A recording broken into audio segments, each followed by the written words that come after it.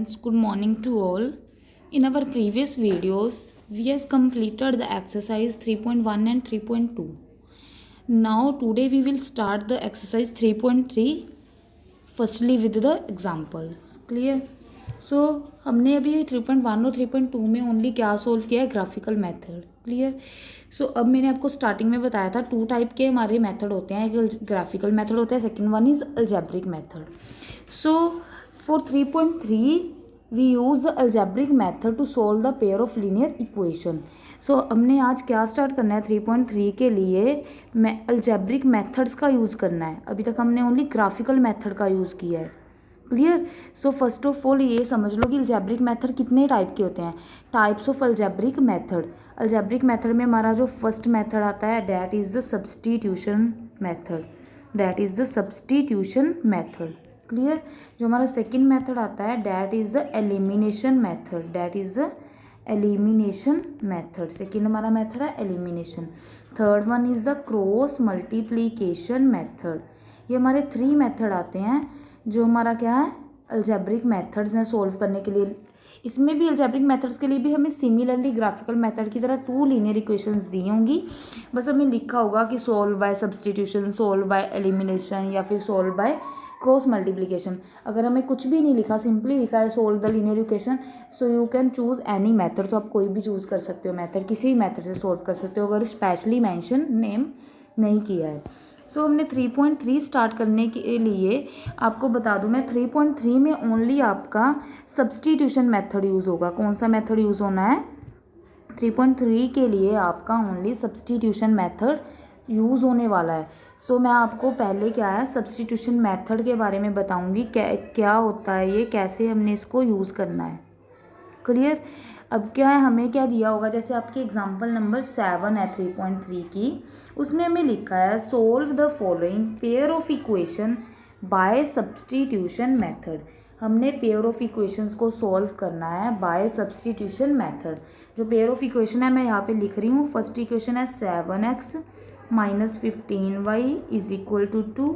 Second equation है x plus 2y is equal to 3. Clear. ये हमें टू इक्वेशंस गिवन है, हमें बोला है solve by the substitution method. Clear. So first of all substitution, the what is the meaning of substitution. देखो substitution method में हमने करना क्या होता है, हमने क्या करना होता है, हमें टू इक्वेशंस गिवन है ना. देखो हमने ना दोनों इक्वेशंस में से एक इक्वेशन में से वेरिएबल की वैल्यू फाइंड करनी होती है. जैसे चाहे इसमें से चाहे इसमें से आप क्या करो, x की या फिर y की एक वेरिएबल की वैल्यू निकाल लो, फिर उसको क्या करो पुट कर दो दूसरी इक्वेशन में, सब्सटीट्यूट कर दो. सब्सटीट्यूट का मतलब भी क्या होता है, पुट करना. वन इक्वेशन में से एक वेरिएबल की चाहे x की चाहे y की वैल्यू निकाल लो, उस वैल्यू को पुट कर दो in second equation. Clear.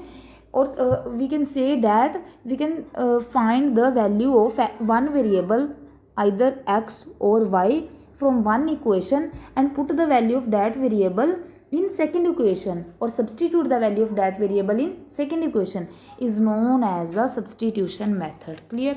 so देखो करना कैसे, अब आपको मैं ये चीज़ करके दिखाती हूँ, एक सोल्व करूँगी. पहले तो ना दोनों इक्वेशंस को ऑब्जर्व कर लो कि किस में से वैल्यू है जो इजीली निकल सकती है. अगर देखो मैं फर्स्ट वाली इक्वेशन उठाऊं, ठीक है, निकाल तो आप किसी में से भी सकते हो, दोनों में से आंसर राइट आएगा. पर अगर मैं फर्स्ट वाली में से x की वैल्यू कैलकुलेट करने लग जाऊं तो ये हमारी काफ़ी डिफ़िकल्ट वैल्यू आएगी, क्योंकि आगे क्या है 7 है. ये जो 7 है फिर क्या होगा, ये उधर जाके डिवाइड भी होगा ना, तो इसमें थोड़ी वैल्यू है जो डिफ़िकल्ट आएगी. कर आप इससे भी सकते हो, आंसर आपका सेम आएगा. पर मैं यहाँ पे मुझे ये वैल्यू जो सेकंड इक्वेशन है ये ज़्यादा इजी लग रही है, x plus 2y is equal to 3. So मैं क्या करूँगी, मैं सेकेंड इक्वेशन में से x या फिर y की वैल्यू फाइंड आउट करूँगी. कर आप फर्स्ट में से भी सकते हो, ठीक है, याद रखना. पर मैं क्या करूँ, मुझे ये ज़्यादा इजी लग रही है तो मैं क्या सेकंड इक्वेशन में से x या फिर y की वैल्यू फाइंड करूँगी. यहाँ पे x की वैल्यू कैलकुलेट करनी ज़्यादा इजी है, क्योंकि x के आगे कोई भी जो कांस्टेंट नहीं है इसीलिए. तो मैं क्या करूँगी, फ्रॉम इक्वेशन सेकंड उठा ली हमने, क्या है x plus 2y is equal to 3 I think. हाँ ये है. इसमें से x की वैल्यू, किसी भी एक वेरिएबल की वैल्यू फाइंड कर लो. मैं यहाँ से x की वैल्यू कैलकुलेट करूँ तो क्या आ जाएगी, 2y है जो इधर, ये इधर प्लस का, उधर जाके क्या हो जाएगा माइनस का। सो 3 माइनस 2y यही आएगी ना। सो हमने क्या कर लिया, एक इक्वेशन में से, सेकेंड इक्वेशन में से x की वैल्यू फाइंड कर ली एक वेरिएबल की। अब क्या करना होता है, मैंने आपको क्या बताया, एक इक्वेशन में से एक वेरिएबल की वैल्यू फाइंड आउट करो और उसको पुट कर दो इन सेकेंड इक्वेशन। जो बच गई हमारी इक्वेशन, इसमें से हमने x की वैल्यू फाइंड कर ली, बची, अब हमारी बच कौन सी गई इक्वेशन, ऊपर वाली रिमेनिंग रहेगी ना।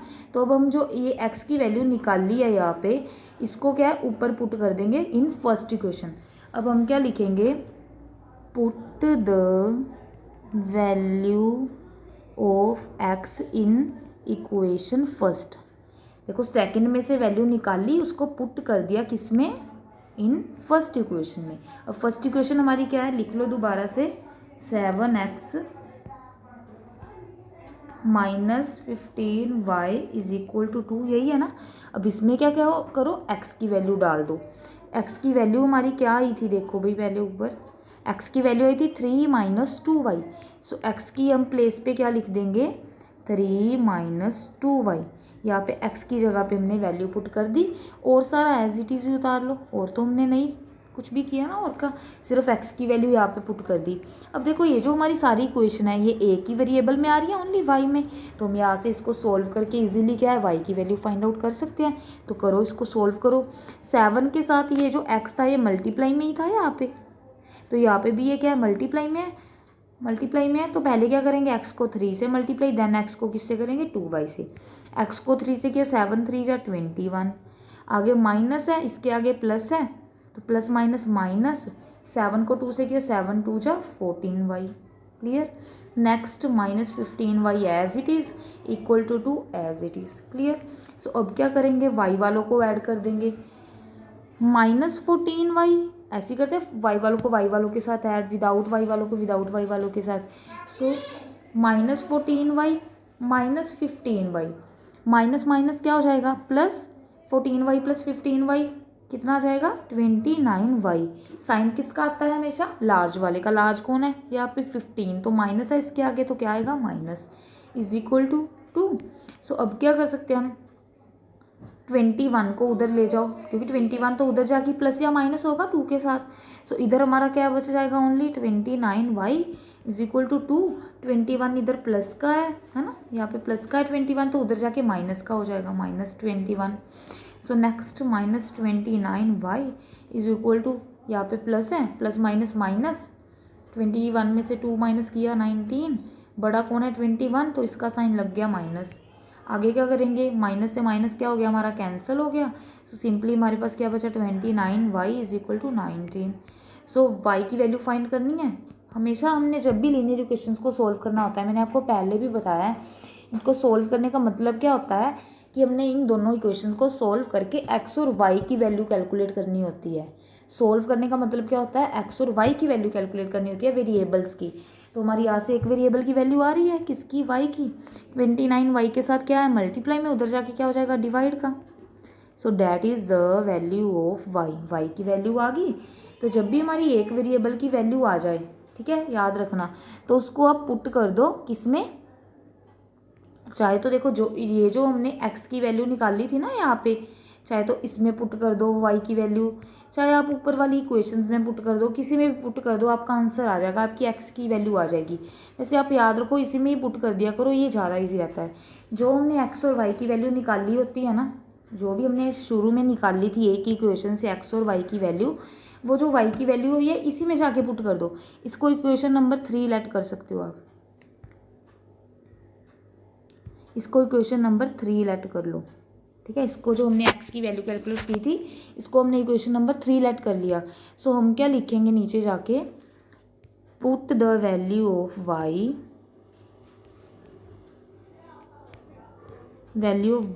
इन इक्वेशन थर्ड इक्वेशन में पुट कर देंगे हम। सो हमारी थर्ड इक्वेशन क्या बनी थी यहाँ पे, x is equal to 3 minus 2y, लिखो नीचे, x is equal to 3 minus 2y, यही बनी थी ना, यस यही बनी थी। अब क्या करना है होता है, हमने x y दोनों की वैल्यू कैलकुलेट करनी है, y की तो आ गई, अब x की करनी है। तो यहाँ पे क्या है, हम y की वैल्यू कितनी है, 19/29, यहाँ पे पुट कर दूँ, x as it is, 3 as it is, -2 as it is. Y की जगह पे यहाँ पे क्या आ जाएगा 19/29। क्लियर। वाई की वैल्यू हमने क्या पुट कर दी, सिंपली सोल्व कर दो इसको, एक्स की वैल्यू आ जाएगी 3 माइनस एज इट इज़। सबसे पहले क्या सोल्व करते हैं, मल्टीप्लाई सोल्व करते हैं हमेशा बोर्ड मास में। तो 19 2 जा कितना आएगा हमारा 38 ओवर क्या है हमारा 29, 38/29 आ गया। अब क्या करोगे, इसका एलसीएम कंसीडर कर लो। सो एलसीएम लेंगे तो नीचे क्या आ जाएगा 29, इसके नीचे क्या है 1। सोल्व तो आप कर ही सकते हो वैसे। 29 को 1 से डिवाइड किया 29 ही, 29 को 3 से मल्टीप्लाई किया तो कितना आ जाएगा 9 3 जा 27, 2 29 3 9 जा 27, 2 3 2 6 7 8 87 आ गया हमारा। क्लियर। सो नेक्स्ट -29 को 29 से डिवाइड किया 1, उसको क्या 38 से मल्टीप्लाई किया तो 38 आ जाएगा। दोनों को माइनस करेंगे देन कितना आ जाएगा 17 में से 8 लेस किए हमने 9 आ गया। देन आगे हमारा यहाँ पे बचे हमारे, यहाँ पे क्या आ जाएगा 49 माइनस करके 49/29। Clear. So that is the value of x. ये हमारी क्या आ गई है, एक्स की वैल्यू आ गई। तो हमारी क्या है, दोनों वेरिएबल्स की वैल्यू फाइंड आउट होगी, एक्स की भी वाई की भी। यही हमने करना होता है सोल्व द लीनियर इक्वेशन में। दोबारा से देखो क्या करते हैं हम, इसमें 2 इक्वेशंस दी होंगी, जो आपको इक्वेशन ईजी लग रही है उस इक्वेशन में से एक वेरिएबल की वैल्यू निकाल लो। यहाँ पे हमने सबसे पहले क्या किया, सेकंड इक्वेशन में से एक्स की वैल्यू फाइंड आउट की, तो ये हमारी एक्स की वैल्यू आ गई। फिर हमने एक में से वैल्यू पुट निकाल के दूसरे में क्या करनी होती है पुट। सो हमने 1 में क्या कर दी, ये एक्स की वैल्यू पुट कर दी। सो जब हमने put the value of X in 1, so इसको सोल्व आउट किया, यहाँ से हमारी वाई की वैल्यू आ गई इतनी। तो ये चीज़ यार को, जो हमारी एक वेरिएबल की वैल्यू आ जाएगी उसको ना, आप जो हमने यहाँ पे एक्स की वैल्यू निकालते हैं उसी में पुट कर दो, आपकी क्या है दूसरे वेरिएबल की वैल्यू आ जाएगी, लाइक द एक्स आ जाएगी। क्लियर। सो यही हमारा सब्स्टिट्यूशन मेथड है, एक में से वैल्यू निकालो दूसरे में सब्स्टिट्यूट कर दो, that is the substitution method. I think आपको अंडरस्टैंड हो गया होगा। नेक्स्ट हमारी एग्जाम्पल नंबर 9 है। देखो वैसे 9 और जो 10 है ना वो थोड़ी सी डिफरेंट एग्जाम्पल है, मैं आपको एक बार समझा देती हूँ। देखो 9th एग्जाम्पल की मैं सीधा इक्वेशंस बनाती हूँ, क्योंकि आप इक्वेशन जो इसकी स्टेटमेंट है ना वो आपको पहले करवाई हुई है। 9th एग्जाम्पल चल रही है ये आपकी 3.3 से पहले।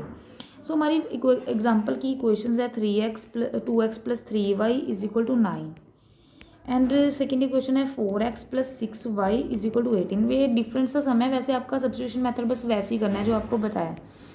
अब देखो हमें इन दोनों को भी क्या है बाय सब्स्टिट्यूशन मेथड ही सोल्व करना है। क्लियर। सो देखो ये हमारी फर्स्ट इक्वेशन है, that is our second equation है। क्लियर। सो हम क्या करेंगे, देखो मैंने आपको एक चीज़ बताई हुई है कि जब भी ना आपके अगर कुछ कॉमन आ रहा हो इक्वेशंस में, तो उसको पहले क्या है कॉमन करके सिंप्लीफाई कर लो ना। अब फर्स्ट इक्वेशन में तो कुछ कॉमन आ नहीं रहा है, तो एज इट इज़ ही रह जाएगी। सेकेंड इक्वेशन में कॉमन आ रहा है, आई थिंक 2 कॉमन आ रहा है, तो हम 2 कॉमन ले सकते हैं ना। इसको सिंप्लीफाई करें, अगर मैं इसमें से सेकेंड इक्वेशन में से 2 कॉमन निकालूँ तो हमारा क्या बचेगा अंदर, 2 2 जा 4 2x, 2 3 जा 6 3y, यही बचेगा = किसके 18 के, =18। दोनों में से हमने क्या है 2 को कॉमन ले लिया तो हमारा ये आ गया। अब ये जो 2 मल्टीप्लाई में उधर जाके क्या हो जाएगा डिवाइड का। सो 2x + 3y = 18/2। कट करेंगे तो कितना आ रहा है हमारा 2x + 3y = 9 आ गया ना। अब ये चीज़ देखो, ये हमारी सेकेंड इक्वेशन, फर्स्ट इक्वेशन हमारी ये थी। दोनों इक्वेशंस आपको, ये हमारी फर्स्ट इक्वेशन थी, डैट इज सोल्व कर सिंप्लीफाई करने से कॉमन निकाल के ये हमारी सेकंड इक्वेशन बनी। दोनों इक्वेशन सेम नहीं है, 2x + 3y = 9, 2x + 3y = 9। तो जब भी आपकी 2 इक्वेशंस सेम हो, आपने पहले भी पढ़ा था जब हमने ग्राफिकल मेथड किया था, कई बार आपकी दोनों इक्वेशन सेम बनी थी, पॉइंट्स सेम बने थे, तो आपकी जो लाइंस थी वो क्या बनी थी, कोइंसिडेंट लाइन बनी थी। जब पॉइंट्स बिल्कुल सेम आए थे 2 लाइंस के, तो जब कोइंसिडेंट लाइन बनी थी तो उसके कितने सोल्यूशन थे, इन्फिनेटली मैनी सोल्यूशंस थे ना। तो इस केस में जब भी आपकी 2 इक्वेशन सेम ही आ जाए कुछ कॉमन करने के बाद, या फिर सीधा ही सेम दी हो, तो आपको इसको सोल्व करने की ज़रूरत नहीं है, सीधा ही लिखोगे these equation have the infinitely many solution. इसको सोल्व करने की ज़रूरत ही नहीं है। किसके इन्फिनिटली मैनी सॉल्यूशंस हो गए, इसको फाइंड करने की कोई ज़रूरत नहीं है, सीधा इतना लिख के आपने क्या है छोड़ देने हैं कि these equation have the infinitely many solution. ये वैसे ही एक स्पेशल केस की तरह लगा लो, एग्जांपल थी, इतनी वो नहीं है। बस आप सिंपल याद रखो कि अगर आपके दोनों इक्वेशन सेम आ रही हैं तो इसके इन्फिनिटली मैनी सॉल्यूशन होंगे।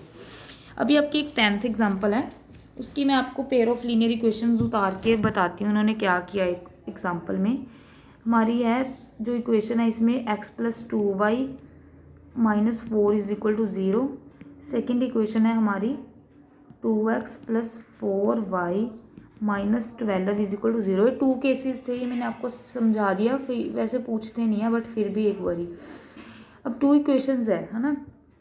फर्स्ट ऑफ ऑल इनको सोल्व से पहले तो वही कॉमन निकाल लो, जैसे अगर कुछ निकल रहा है। अगर फर्स्ट को मैं थोड़ा ये 4 को पहले उधर ले जाओ ना, तो हमारी फर्स्ट इक्वेशन क्या बन जाएगी, x+2y, 4 है जो उधर चला गया माइनस का तो प्लस का हो जाएगा, ये आ गई हमारी फर्स्ट इक्वेशन।